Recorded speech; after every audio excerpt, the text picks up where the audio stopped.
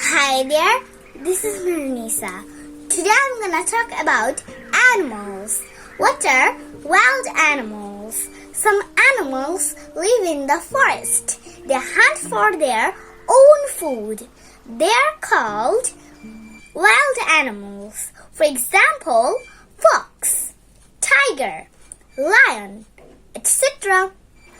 What are domestic animals? Some animals we keep at house and farms. We look after them.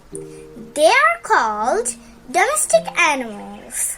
For example, cow, goat, sheep, etc. Let's move on to pet animals. What are pet animals?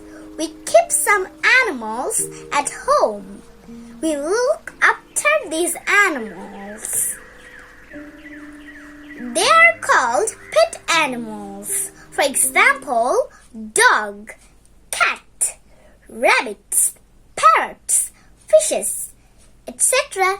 So that's all. Allah Hafiz.